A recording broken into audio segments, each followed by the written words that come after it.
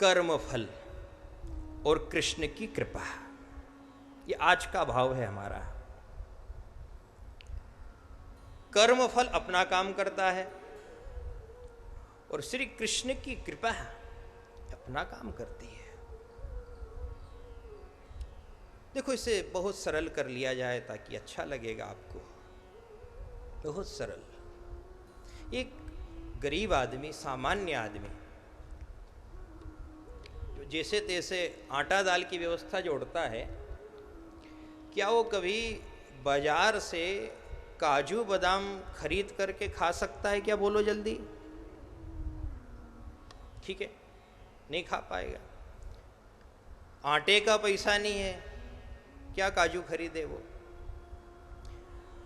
और वो जहां नौकरी करता है वो एक साहब का बंगला है, और साहब भी कलेक्टर साहब, उनका झोला तो के बैग अटैची लेकर के साथ में चले, बाबू है उनका, साथ में रहता है।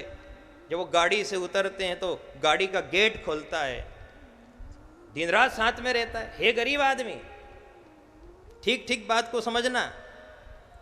अब कलेक्टर साहब दिन रात दौरे पे रहते हैं, कभी इस नगर में, कभी उस गांव में, कभी उस कस्बे में। वो जहां भी जाते हैं स्वाभाविक है उनका स्वागत तो होता ही है। अब स्वागत कैसे होगा? कलेक्टर साहब आए हैं तो सामने बड़ी बड़ी ट्रे आती है, और ट्रे में क्या रहता है? काजू बादाम दाख किशमिश सब ढेर रहता है। अब कलेक्टर साहब को तो फुर्सत रहती नहीं है, वो तो कहीं एक आध टुकड़ा उठाते हैं, बाकी तो कागज में ही नवरे नहीं। कोई इधर का कागज देखे, उधर का कागज देखे, कोई ने आवेदन दिया, कोई ने ज्ञापन दिया, वो उनमें ही रह जाते हैं। पर जो साते बाबू रही रहो है, वो काय में कागज देखे, वो तो काजू देखेगा। वो के कागज वागज से कोई लेना देना नहीं है, तुम्हारा कागज तम बांचो। उन्हें बाबू ने कहीं करो, साहब तो वहीं गया, इतना में झट से दौड़ियो, ट्रे में से मुट्ठा भरी भरी ने सब जेब में। उन्हें जेब भी भर ली और घर जाकर के उसने डब्बा भी भर लिया। एक गरीब आदमी के घर में डब्बा भरा काजू का, डब्बा भरा बादाम का। पूछा उससे, तू कहां से ले आया रे? क्या खरीदा तूने?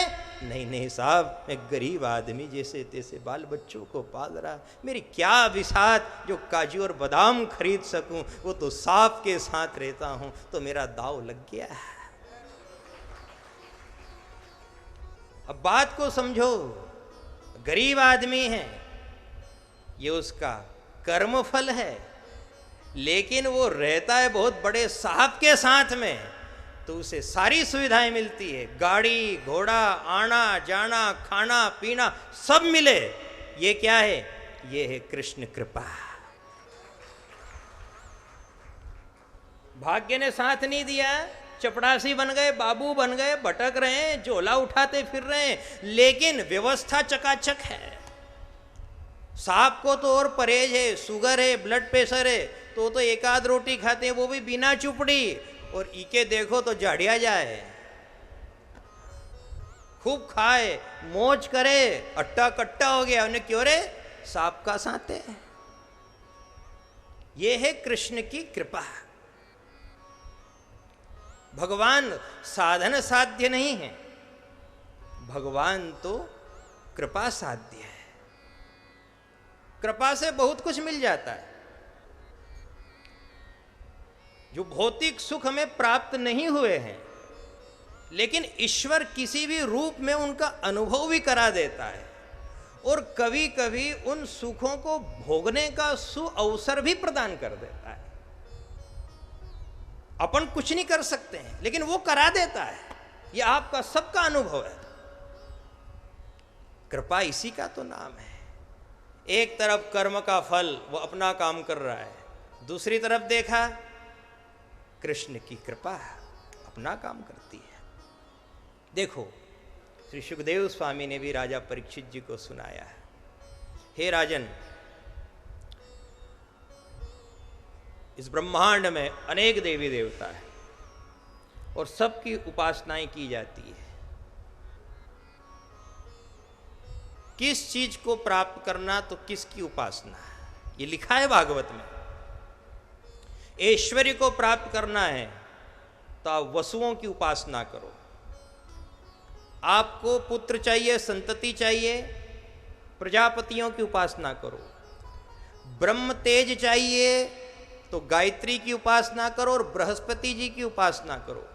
आपको आयु चाहिए तो अश्विनी कुमारों की उपासना करो। ऐसा लिखा है, जिसको जो चाहिए। शौर्य चाहिए, बल चाहिए, रुद्रों की उपासना करो। लेकिन यदि आपको कृपा चाहिए तो कृष्ण की उपासना करो।